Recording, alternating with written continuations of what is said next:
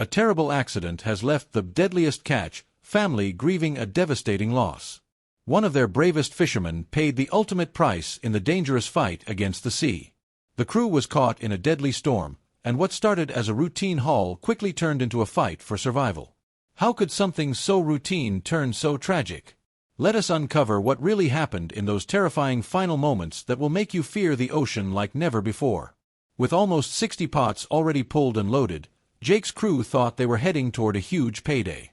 They'd pushed further northwest than ever, gambling for the motherlode of crabs. And it worked. The nets were fuller than anyone dared to dream, easily 200, maybe 300 crabs in a single haul.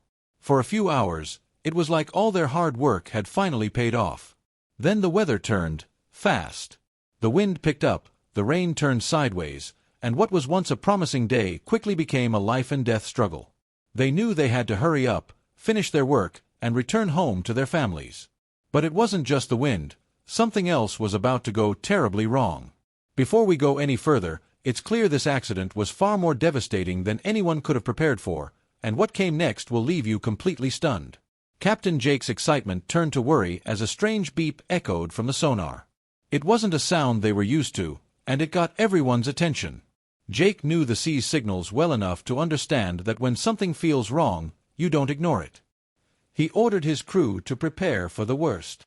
That anchor cable needed to stay tight, or the winch could rip clean off the ship, which would spell disaster. Jake's hands were tied. His main concern now was trying to keep everyone safe. The situation on deck went from bad to worse in no time. The rain was relentless, the waves smashing the boat like a giant's fist. Jake gave orders like a man trying to outshout the storm itself. The most dangerous spot on deck became the winch. If the cable snapped, anyone standing near it would be in serious trouble, and Jake's warnings got more desperate. One of the deckhands almost went overboard when the cable got caught, jerking suddenly. It was the kind of moment that made everyone freeze in terror for a split second. They had all seen enough men go overboard to know that it's often the last anyone sees of them. Then, as if the sea wasn't trouble enough, another ship came creeping dangerously close. It was the Wizard. Captain Jake had seen her many times before, but not like this, not this close, and not in a storm like this. It seemed like a collision was unavoidable. The crews of both ships braced for impact, and you could feel the panic. The waves heaved, and the two vessels barely missed crashing into each other. But while they avoided a direct hit, it was close enough to leave everyone rattled. Jake couldn't deal with the Wizard's captain right then. He had a whole crew relying on him to make the right decisions to get them back to port in one piece. But no matter how experienced a captain you are, there are moments when the ocean just doesn't care. One wrong move, one slip on the wet deck, and tragedy strikes. A crew member lost his footing, and the next thing anyone knew, he was gone. The freezing cold of the Bering Sea swallowed him up in seconds, and the crew could only stare in horror. They'd pulled up a haul bigger than anything they'd seen before, but it didn't matter anymore. In one heart-stopping moment, the reality of their dangerous life came crashing back. Jake and his crew knew they had to keep going, but the mood on the ship had darkened. The high of catching so many crabs meant nothing compared to the low of losing a man. Jake tried to keep them moving, shouting orders, keeping them focused, but everyone knew something had changed. Each wave that hit the ship felt like it was mocking them. When you're at sea, you don't have time to process grief. You have to keep moving, keep working, and hope you make it back to land. But then, just as they tried to wrap up and head back, something else caught Jake's attention. Another strange noise from below. Not the anchor, not the cable, but something else entirely. The sea was playing tricks, and whatever was going on down there, it wasn't good. Jake had to make a call. Should they stick around and figure out what was happening or cut their losses and get home before something worse happened? The crew waited for his decision, each of them knowing that the wrong move could mean more than just losing crabs. It could mean losing more lives. The Wizard's captain, meanwhile, was furious. He knew his ship had barely escaped a collision, and his frustration boiled over as he shouted into the radio, questioning Jake's decisions. The two captains exchanged words, but the tension was clear. There was no room for error, not in these conditions, and definitely not when lives were on the line. The Bering Sea wasn't forgiving, and neither were the men who sailed it. The crew thought the worst was over, but another storm was already coming, one that would push their strength and courage to the edge. Back on the Wizard, the crew dealt with the aftermath of the near collision. The captain tried to calm his men down, explaining that they'd done the best they could under the circumstances. It was a close call, but they'd avoided a complete disaster, at least for now. But the real storm wasn't just outside. It was also in the minds of the crew, who now had to face the fact that their job was more dangerous than they ever wanted to admit. Every man there knew that the sea didn't play favorites. Today it was Jake's crew, tomorrow it could be theirs. The calm that followed didn't last long. Another wave hit, and this time it almost took Jacob, one of Jake's deckhands, overboard. He managed to grab onto the railing just in time, pulling himself back on deck, but it was too close. Jacob's face was pale, his hands shaking, but he forced a smile. That's what they did. They laughed off the fear because if you didn't, it would eat you alive. Captain Jake knew it too. He shouted an apology, but Jacob waved it off, though everyone could see just how shaken he really was. And then came the next challenge. Over on the Summer Bay, Captain Wild Bill faced his own crisis when a crew member went overboard. In the middle of hauling their pots, a man slipped, and before anyone could react, he was in the freezing water. The crew acted fast, pulling him back on board, but the damage was done. The shock of the icy water left the man shivering, barely able to stand. Bill knew that they couldn't stop, they had to keep working, but he also knew they'd dodged a bullet. The Bering Sea doesn't often give second chances. Captain Jake, Captain Wild Bill, Captain Keith, and Captain Harley, each of them had faced challenges that week that pushed them to their limits. They'd lost a man, nearly collided, battled the elements, and somehow kept going. It wasn't about the crabs anymore, it was about survival. The Bering Sea is a cruel place, and the men who fish its waters know that better than anyone. They go out there for the thrill, for the money, for the chance to prove themselves. But sometimes, the cost is too high. Captain Jake knew that, as did every other captain who'd been out there long enough. The sea doesn't give second chances, and when it does, you count yourself lucky and move on. They'd all seen enough to know that you take what the sea gives and you keep moving, because stopping means you're done. But the challenges weren't over yet. As the Cornelia Marie continued on, Captain Josh had to navigate through an area known for its unpredictable underwater currents. The sea below was a maze of currents that could pull the boat off course in seconds. The navigation instruments were working overtime, and the crew had to stay on high alert. The deckhands were exhausted, their muscles aching from the constant battle with the equipment and the sea. But there was no room for rest. Josh knew they couldn't afford to make a mistake, not in these waters. The waves grew bigger, crashing against the hull and sending icy spray across the deck. Captain Casey kept his eyes on the instruments, watching the depth gauge as they moved through the treacherous waters. One wrong move and they could end up grounded on an unseen reef, or worse, flipped by an underwater current they hadn't anticipated. The tension on the deck was palpable, every man knowing that their fate rested on the captain's decisions and the reliability of their instruments. Suddenly, the boat lurched to one side, and Josh grabbed the wheel, fighting to keep them steady. A powerful current had caught them, pulling the boat dangerously off course.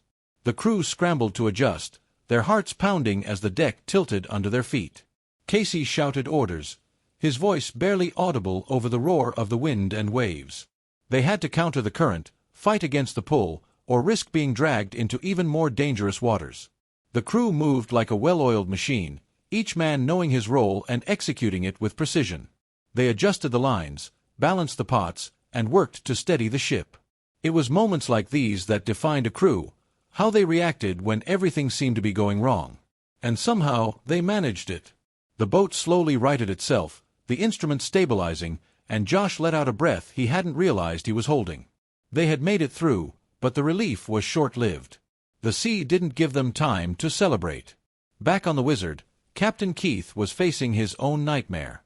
The storm had picked up again, and visibility was almost zero. The rain lashed against the windows of the wheelhouse, and the waves rose higher with each passing minute. Keith knew they had to keep moving, but the conditions were worsening. He had received another distress call, this time from a smaller boat caught in the storm. The Coast Guard was already stretched thin, and Keith knew that if they didn't intervene, those men might not make it. He made a quick decision. They would go after the distressed boat, despite the risks. He called down to his crew, informing them of the situation. The men on deck were already soaked to the bone, their bodies bruised and battered from the relentless waves. But when Keith's voice crackled over the radio, there was no hesitation. They nodded to each other, bracing for what was to come. They had been through storms before, and they knew what it took to survive. Now, it was about saving others. The wizard turned straight into danger, showing that staying brave and alive can mean risking everything when lives are at stake. Fighting waves to save a sinking ship. The wizard turned into the storm, the bow slicing through the waves as Keith pushed the throttle forward. The deckhands moved quickly, securing anything that could come loose, preparing the deck for the worst. The wind howled, the kind of sound that made it feel like the whole world was screaming. Keith kept his eyes on the radar, looking for any sign of the other boat. They had to be close, but in these conditions, close could mean a lot of things. Then, through the mist and rain, they saw it, a small fishing boat, barely holding on. It was being tossed around like a toy, the waves crashing over it, and Keith knew they didn't have much time. He maneuvered the wizard as close as he could, shouting into the radio for the other crew to get ready. It was a dangerous move, bringing two boats together in a storm like this. One wrong move and they could collide, causing more harm than good. The deckhands on the wizard threw lines over, trying to secure the smaller boat. It was a chaotic scene, the ropes whipping through the air, the men struggling to keep their footing on the slippery deck. But they managed it. Slowly, they pulled the smaller boat closer, the crew climbing aboard the wizard, each of them exhausted but alive. Keith watched as the last man made it across, a sense of relief washing over him. They had done it. They had saved them. But the storm wasn't over, and now they had even more lives depending on them. As the wizard fought its way back through the storm, Keith couldn't help but think about the risks they had taken. The Bering Sea was a place where mistakes cost lives, and they had been lucky. But luck wasn't something you could count on. He looked at the men huddled on deck, their faces pale and their eyes wide with fear. They had come close, too close. And he knew that the next time, they might not be so fortunate. On the summer bay, Captain Wild Bill was dealing with his own crisis.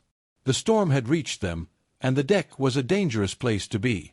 The waves crashed over the side, the icy water flooding the deck and making every step a risk. Bill knew they had to keep going, but the conditions were brutal. The men were exhausted, their bodies pushed to the limit, and Bill could see the fear in their eyes. They had already pulled one man out of the water that day, and the last thing they needed was another accident. But the sea didn't care about what they needed. As they worked to haul in the last of their pots, another wave hit, this one larger than the rest. It swept across the deck, knocking one of the men off his feet. He slid across the deck, his hands scrambling for something to hold onto. Bill watched from the wheelhouse, his heart in his throat. The man managed to grab onto a railing, pulling himself back up, but it was too close. Bill knew they had to get out of there. The crabs weren't worth losing another man. He called down to the deck, telling the crew to secure everything and get ready to head back to port. The men moved quickly, their relief evident. They had been pushing their luck, and they all knew it. As they turned the boat towards home, Bill couldn't help but feel a sense of failure. They had come out here to do a job, and they had done it, but at what cost? The sea had taken its toll, and Bill knew that they had been lucky to make it out with their lives. Back on the Cornelia Marie, Captain Josh was still battling the storm. The waves were relentless, the wind howling, and the deck was a dangerous place to be. The crew worked tirelessly, their bodies aching, their hands numb from the cold. They had been through storms before, but this one was different. It was like the sea was trying to break them, to see how much they could take before they gave in. As they worked to haul in the last of their pots, Josh couldn't help but think about the men he had lost over the years. The sea was a cruel mistress, and she didn't care about the lives she took. She didn't care about the families waiting at home or the dreams of the men who sailed her waters. She took what she wanted, and there was nothing anyone could do about it. The storm finally began to ease, the waves slowly subsiding, the wind dying down. The men of Summer Bay, Cornelia Marie, the Wizard, and all the other boats out on the Bering Sea had faced one of the toughest weeks of their lives. They had lost a man, saved another, and come close to losing it all. They had battled the elements, fought against the sea, and somehow they had made it through. Was this accident a tragic consequence of nature's fury, or could more have been done to prevent it? Tell us your thoughts and remember to like and subscribe for more.